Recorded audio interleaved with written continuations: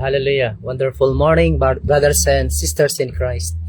Ang pagpapala at pabor ng Panginoon ang pumasa ating lahat. Hallelujah. Once again, let us study the Word of God. In the middle of this world that is chaotic, full of confusion, we need the light of God. We need His guidance. We need His Word. At para sa kanyang salita ngayong umaga, let us study about Daniel, the prophet Daniel. You know, that's why this message we entitled, Let Us Learn from Daniel. Daniel was a prominent prophet. In fact, Jesus mentioned one of his prophecies in Matthew 24 verse 15 about the abomination of desolation. At hindi lang po yan, no?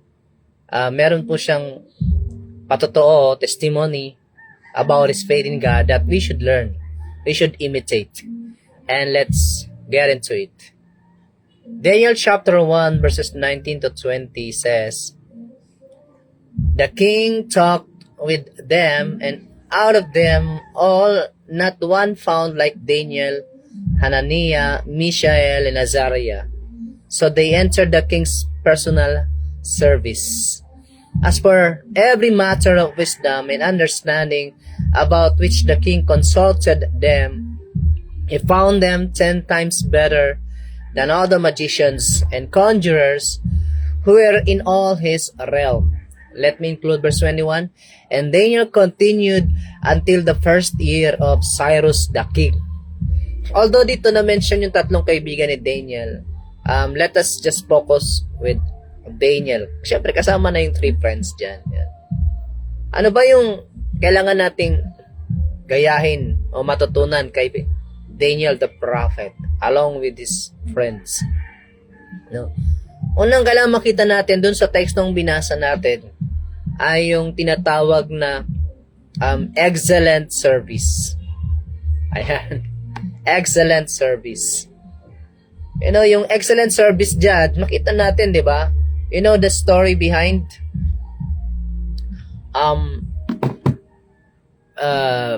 sinakop ni King Nebuchadnezzar ang maraming bansa. That includes Jerusalem. And then, kinuwang bihag at kasama doon sila Daniel. We believe this was the first captivity. Kasi 2 beses po yung na inatake ni Nebuchadnezzar ang Jerusalem because of their stubbornness and idolatry. Now, Daniel was with the first captives. Then, eto po sila, no? Yung hari, kumuha siya ng mga kabataan na pwedeng gawing tagapaglingkod sa templo. At nakuha dyan sila Daniel. And of course, ito pong binasa natin ay yung outcome ng kanilang training. Ano yung makikita natin dito? Ito yung excellent service ni Daniel and his friends. Sa ating buhay paglilingkod, regardless anong ministry ka, no? Kahapon Sunday, we share this with the students. So, if you are students or if you're just a Bible study leader or if you're working in a secular, saan man yung field mo, saan man yung ministry mo, ano man yung calling mo, all of us, we believe, by the grace of God, sa kanyang salita, are called to provide an excellent service. Gusto ng Panginoon yung the best. Gusto ng Panginoon yung paglilingkod natin. Meron kang goal. Ito yung pinagka-goal dyan eh. That at the end of the day, you will be recognized as one providing an excellent service, not just in the world, but in front of the Word of God or in front of the King of Kings, Jesus Christ. Regardless ano man yung paglilingkod na meron ka, remember in Ephesians chapter 4 verse 12, we are called to be in the service. We should be equipped to be prepared in the service. Kaya merong sa verse 11, ang Diyos nag-appoint ng apostle, prophet, teacher, evangelist, and pastor to prepare all the members of the church in service. So, hindi nais ng Panginoon na wala tayong ministry or hindi tayo tumutupad sa ministry. Are you with me? And dito po, sa paglilingkod, hindi lang basta lingkod tayo mga kapatid. Hindi lang basta yung makapag-Bible study ka lang, makapagturo ka lang, makapagtrabaho ka lang secular, kumita ka ng pera, then mabili mo yung gusto. No! Kailangan meron tayong goal, godly goal, heavenly goal. Sabi nga, heavenly pursuit. At ano po yan? Na tayo po ay maging excellent sa ating paglilingkod. Are you with me? Yes. Yung marami sa atin, di ba? We strive to hear from God. Well, the word, well done, my good and faithful servant. Of course, yung good and faithful doon ay yung mga Kristiyano, tao na nag-provide sa Panginoon ng excellent service. Sabi dito, 1 Peter chapter 2 verse 12, keep your behavior excellent among the Gentiles. Keep your behavior excellent among the Gentiles. So we are expected to provide an excellent behavior, and of course that includes service. No? Yes. So ganun din po mga kapatid. In 1 Corinthians chapter 12 verse 31, but earnestly desire greater gifts, and I show a still more excellent way. Even si Pablo sa kanyang pagtuturo, he's bringing the church, that includes Corinthians, into the excellent knowledge, excellent way of serving God. So yung gifts dyan, spiritual gifts na binanggit sa chapter 12 ng 1 Corinthians, that is for the work of service. At sabi ni Pablo, I will show you the more excellent way. Paano ba yung excellent way ng paglilingkod? Kaya napakalinaw mga kapatid, that all Christians are expected, required to provide God an excellent service.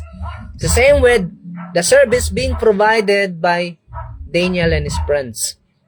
Kaya, kumusta po tayo? Kaya kami po, ako, pag nagtuturo, meron po akong dignity. I don't want to just teach yung basta-basta lang. I want to make sure by the grace of God na talagang full of knowledge and wisdom yung itinuturo natin according sa measure ng panukat na binibigay ng Diyos, na measure of His grace. And then na tayo hindi nagkukulang sa pag-aaral. No, yung ating pagpapaliwanag, interpretation, yung apologetics skill natin, we have to make sure, we're making sure sharp po yan. Para hindi po tayo babagsak sa kategorya na napapahiya tayo dahil sa misinterpretation natin whatsoever. That's command. In 2 Timothy chapter 2 verse 15, nung sabi doon, study to show thyself unto God as one approved, a workman has nothing to be ashamed, rightly dividing the word of truth. Di ba napakalinaw? So we have to show ourselves to God as one approved. At paano po mangyayari yon? We have to serve God in an excellent way of service. Kaya mga kapatid, it's about time para i-level up natin yung ating sarili. No? Sabi nga, mas pag-igihan pa natin. If we will study the Bible, talagang lagi po naghahangad, nag-uutos ang Panginoon ng igihan nyo pa, usayad nyo pa. Are you with me? Hallelujah.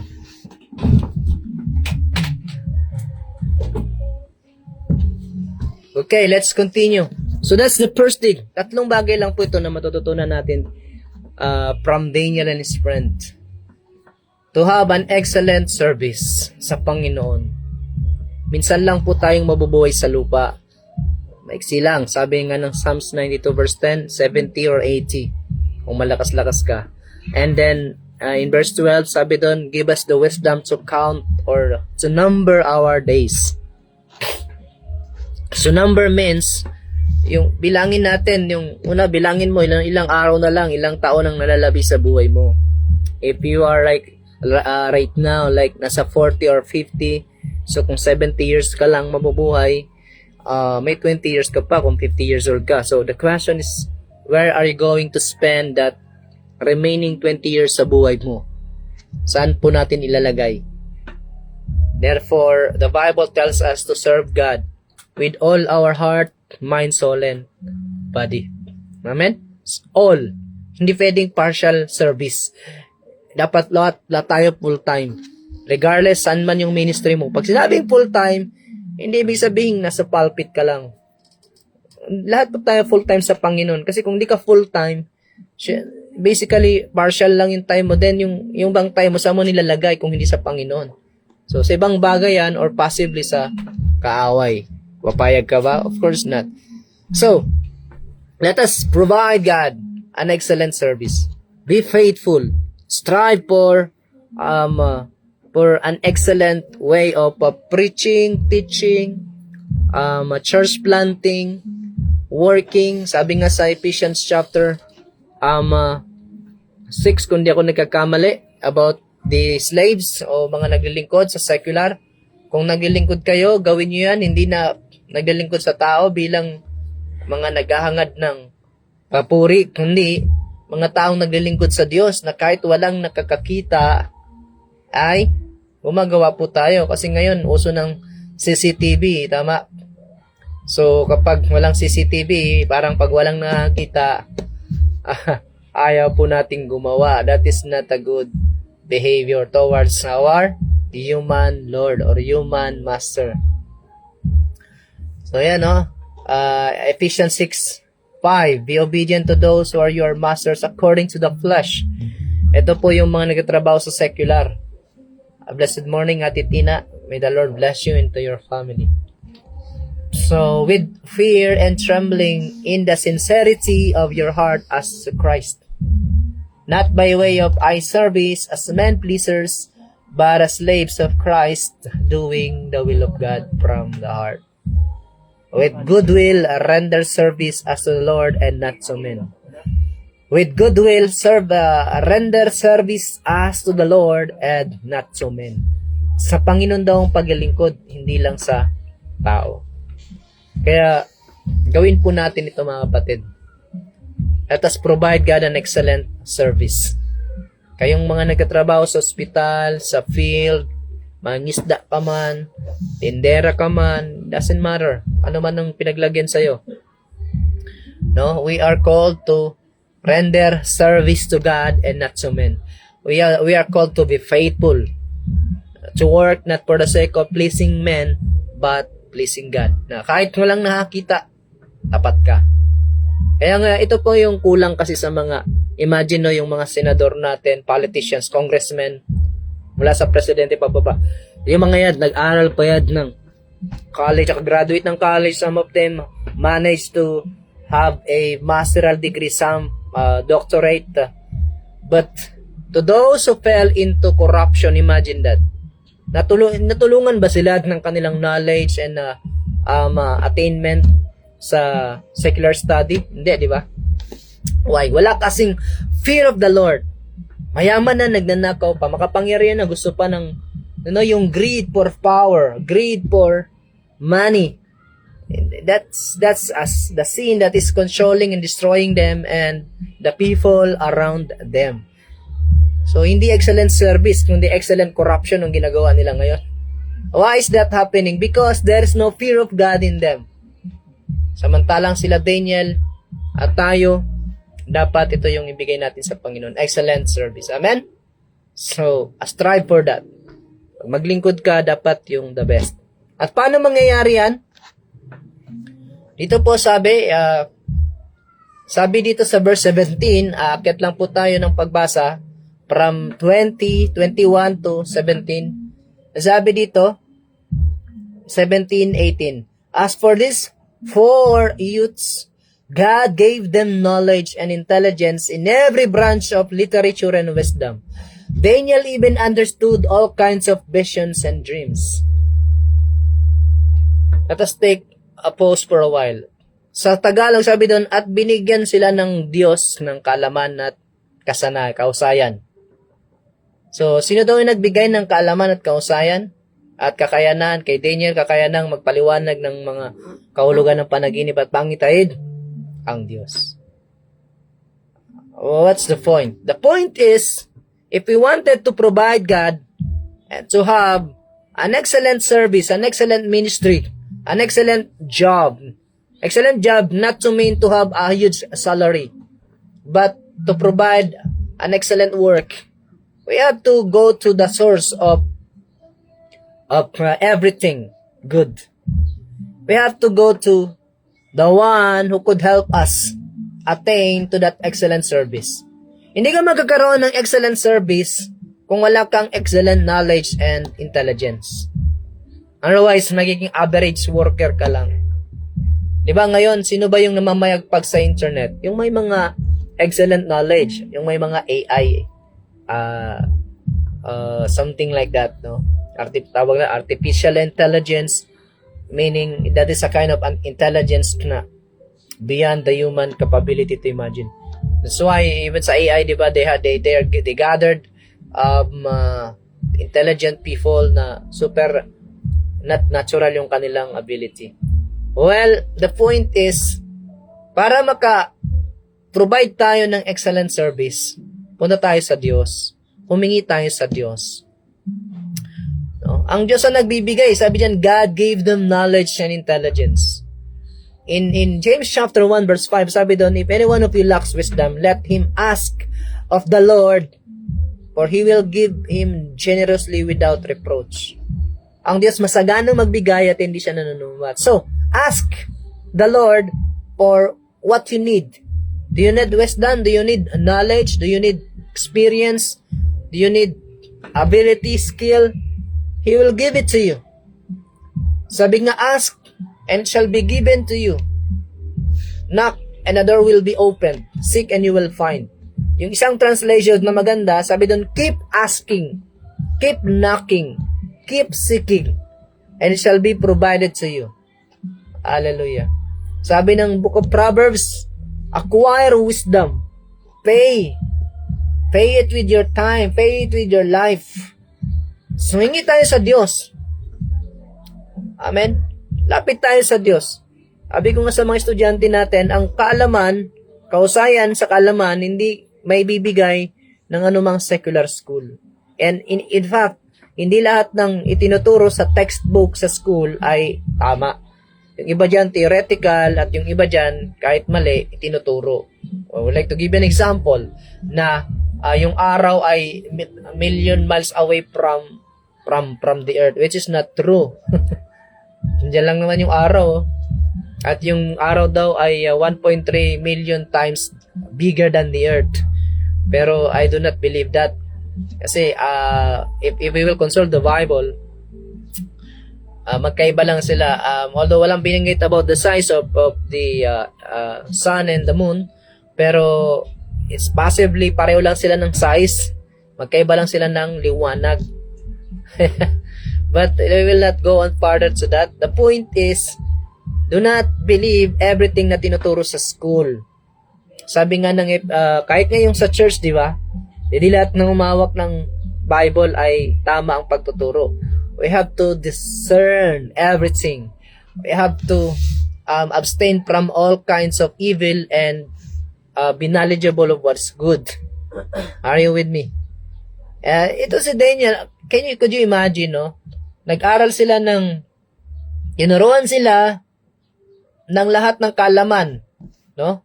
Na meron ang Babylon, ang present day Iraq. Yan ang Babylon ngayon eh. And then,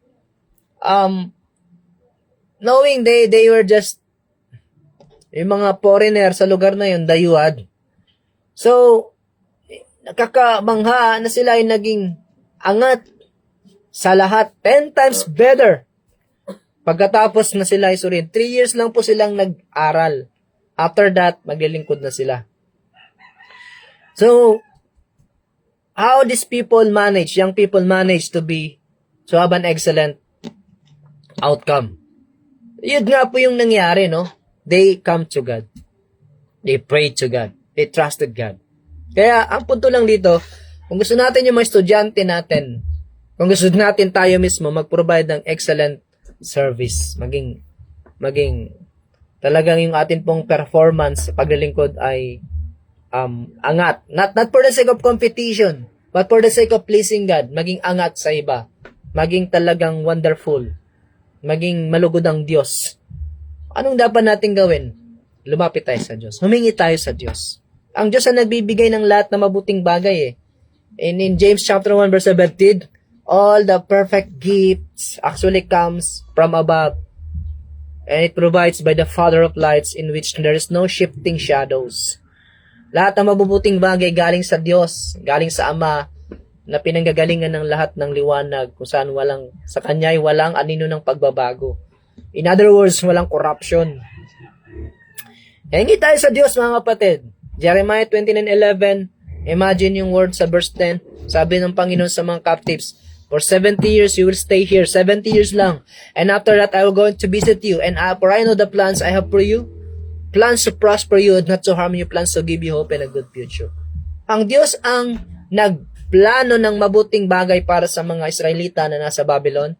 Sabi ng Panginoon, ibabalik ko kayo sa lupaing pinanggalingan nyo. And that actually happened. Why? Because God is able. Why? Because God is wisdom. Why? Because God is powerful. And nothing is impossible to Him. And likewise, if we believe Him, it's our opportunity to come to Him. Pray. Huwag kang papayag, manatili ka lang sa abang kalagayan mo. Yeah, there would be time na kailangan nating mag-suffer, mahamakin tayo for the sake of training our behavior, our character. But that is not our destiny. That is not our goal. Our goal is to provide God an excellent service. And for that to happen, kailangan maging pangunahin tayo, hindi buntot. Amen? Kaya nga binigay yung testimony nila Daniel, nila Moses, nila Joseph, David, Solomon. To give us the truth about what God can do to those who will believe in Him. What God can do to those who would have faith in Him. Who would follow Him everywhere He goes. Who would sacrifice themselves for the sake of service. For the sake of God. Kaya, punta po tayo sa Diyos. Yung mga magulang na makikinig sa mensaheng ito, let us draw ourselves together with our children, family, to God. And He will draw Himself near to us. And there, at the presence of God, there at the place we can meet God face to face, let us ask Him, Lord, can you please give my children knowledge, excellent wisdom, that they may be able to serve you faithfully and in an excellent way. That they may give you glory. That's true glory. Not hindi puro yung word lang, kundi glory that can be seen in action. Ito ba ginawa nila Shadrach, Meshach, Abednego, nila Daniel? Hindi ba glorious yan? 10 times better kang magaling kaysa doon sa mga magicians, conjurers in all the realm of Babylon. Meaning, sa lahat na nasasakupan ng Babylon, which were at that time na maraming bansa, sila yung kilala. Oh, that's an excellent performance, service. And that give God glory. Bakit? Siyempre, sino yung mga yan? Sino si Daniel? Hudyo yan eh. At sino ba ang Diyos ng mga Hudyo? Si Yahweh. Parang sa physical na pag-uusap, o kaninong anak yan, di ba? Pag merong mga kabataan, estudyante na naging angat sa iba, ang laging tanong, kaninong anak yan, sinong magulang yan? Diba? Siyempre the parent often receive the glory, but human glory yon. Pero siyempre sa spiritual, it is our God the Father who received all the glory and honor and power. The recognition. Paano mapararangalan ng Diyos kung yung mga anak natin bagsak sa mga exam? Alam mo yon, ngayon po, maghihigpit na raw, magbabagsak ng DepEd. Hindi makapagbasa, hindi makagawa ng assignment, average ng grade. Wala siya ng glory dun. If God is the one who gave intelligence, bakit parang yung sa anak mo, parang wala? Kung wala, humingi. Dali ng mga anak natin sa Diyos. Huwag tayong papayag na nagiging parang bopol, sorry sa word, yung ating mga anak. Parang pasang-awa lang, makapasa lang. Hindi kalooban ng Diyos yung ganyang klase ng pag-aaral. The Lord wants our young people to have an excellent way of study, for them to give honor to God, for them to really testify that God gave the true knowledge and wisdom. Paano nila masasabi ang Diyos nagbibigay ng kalaman kung wala sila nun? Ang Diyos nagbibigay ng karunungan kung wala sila nun, kung wala tayo nun, right? So, come to God. Ask the Lord to give it to you, to give it to your children. Huwag kang papayag. It's free. Only you have to come to Him. You have to bring your young people to the Bible study, to prayer, and to the knowledge of the Lord. Kailangan kilala ng ating young people ang Diyos. Knowing Jesus Christ as the Lord and Savior. The Lord, so that they have to serve Him faithfully. Savior, so that they may understand that it is He who has the power to save them at all times. Amen? And if that happens, ano yung kasunod? So, meron ka ng excellent service. Yan yung goal. And then, sino yung source niyan? God. So, what are we going to do? Ito na.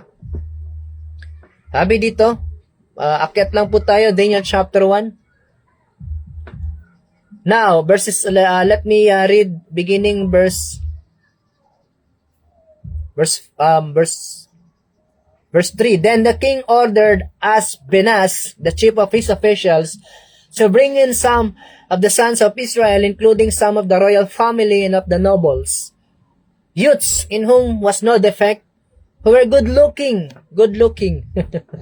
showing intelligence in every branch of wisdom, endowed, you see the word, every branch of wisdom, endowed with understanding and discerning knowledge, and who had ability for serving in the king's court. And he ordered him to teach them the literature and language of the Chaldeans.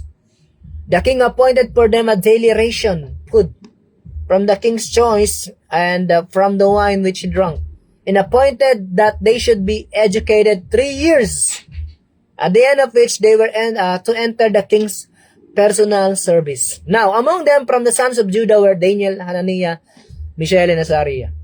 Then the commander of the officials assigned new names to them, and to Daniel he assigned the name Belshazzar, to Ananias Shadrach, to Mishael Meshach, and to Azariah Abednego. But Daniel, listen to this, this is the point.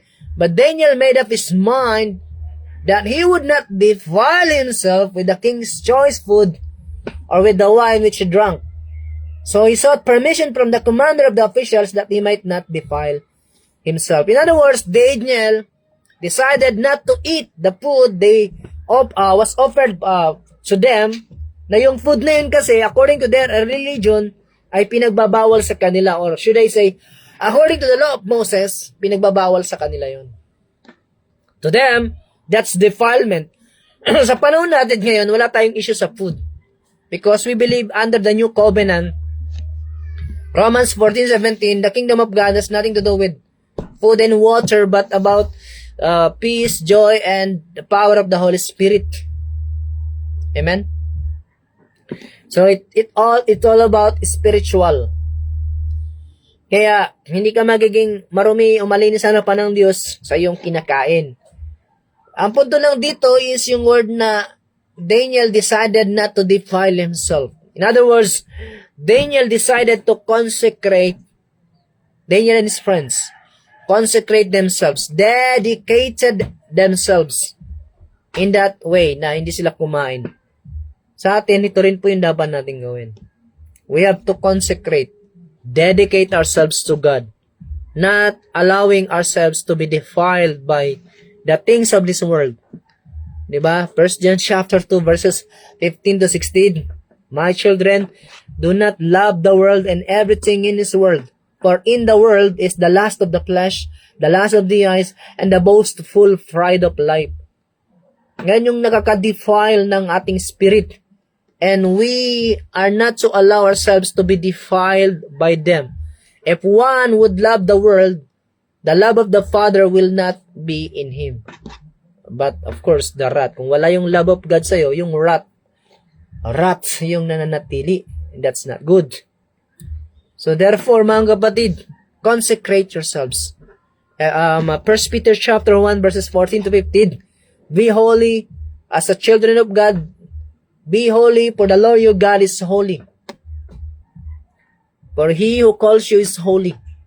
The entire book of Leviticus can be summarized into this sentence. In Leviticus 19 verse 2, the Lord says, Moses tell the Israelite that they should be holy, for I, the Lord, their God, is holy. So we have to be holy, mga kapatid, like the Lord our God. We have to be consecrated, be separated from this dying world. Romans 12 verse 2, we are called to not be conformed, not be defiled together with the world, but be transformed by the renewing of our minds. Yan sa mga nagiging reason why ang ating spiritual growth at ang ating paglilingkod sa Diyos ay seem likely average is yung spiritual growth natin is mabagal, at times hindi pa nag-work dahil yung ating mentality, yung ating mindset hindi na-renew. We still think that we belong to this world. We still think and act like an unbelievers, which is wrong.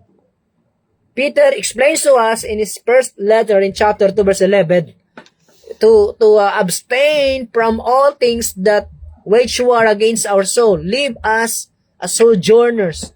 We are not citizens of this world. We are citizens of heaven. We are just sojourners, pilgrims. Our true citizenship is in heaven. Therefore, we have to seek spiritual things, the things of heaven, not just the earthly things. At yan po ay nagmamaterialize sa ating pag-iisip. Kapag ang isip mo makalaman, eventually you will be carnal. But if your mind is filled with godliness, then you will become godly. Our mind often controls our lives. So therefore, napakalaga, we have to work out our mind. We have to discipline it. Bantayan natin ang ating isipan.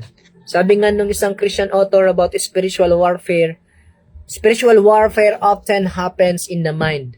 It's like, it serves as the gate of our spirit. Di ba yung warfare, laging dyan yan naglalabanan sa gate. And Jesus said, the gates of hell shall not prevail against the church. Likewise, all the plan, all the attack of the enemy, na ibabato sa isipan natin, it will be destroyed by the church, and that is by the help of God. Kaya lamang, meron tayong kailangan gawin eh. Daniel and his friends decided not to defile themselves. It's a decision. That doesn't happen automatically. No. There's something na may ginawa. May ginawa si Daniel at saka yung kaibigan niya. Likewise, we also have to do something. We have to decide not to be defiled by this world. We have to decide to come out of the worldly system, not to conform, but be transformed by the renewing of our mind. And in that case, we have to be holy.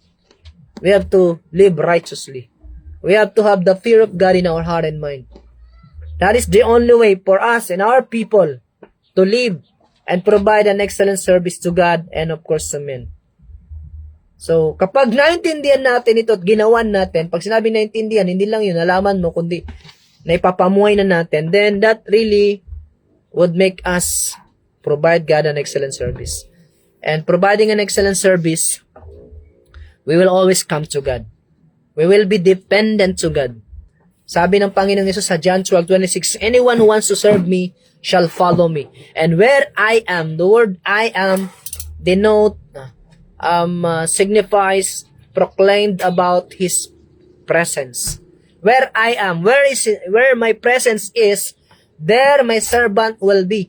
And anyone who would serve me shall be honored by my Father. Kung saan nandun ang Diyos, ang presensya ng Diyos, yung mga lingkod niya dapat nandoon. Kaya in that case, napakalaki ng opportunity, marami tayong matanggap na blessing sa Panginoon. Wisdom, knowledge, blessing yan eh. Gift. Amen? Kaya mga kapatid, mga magulang, and likewise, yung mga may anak, huwag nating payagan yung mga anak natin naging average lang yung pag-aaral. Tayo din, yung ating paglilingkod, average, shallow. No. Ask God to give you an excellent service, to give you wisdom, knowledge, insight. Kung tagapagturo ka ng kasulatan, magturo ng buong kahusayan. Kung ikaw ay tagapaglingkod sa church, maglingkod ng buong kasipagan. Excellent. Amen? Hindi po yung minimal, hindi po yung parang sabi nga matamlay, malamlam, parang basta-basta na lang, may maibigay lang. Yung mga magkakalob, magbibigay to provide or to give an excellent offering or sacrifices out of cheerful heart, not compulsion. And if we can do that, so we also are going to have a great testimony telling people na if matay natin yung goal na to, makukuha natin sa pamamagitan ng Diyos at ibibigay ng Diyos kung i-dedicate natin ang ating sarili sa Diyos. So dedicate yourself to God. Always remind yourself you are a servant of God. You belong to heaven. You are not. We are not of this world. You and your people, your children, your family, they belong to God. We belong to God, not of this world, but to the Word of God. Amen? Let's pray. Our God in heaven, I pray and thank you for the opportunity to enlighten the minds of your people with your Word. Like Daniel, Shadrach, Meshach, and Abednego, Lord God, allow us to provide an excellent service. And because of that, we will always come to you and we will dedicate ourselves to you. In the name of Jesus, at all times. Amen. God bless you. Please share this video. God bless and shalom. Praise the Lord. Hallelujah.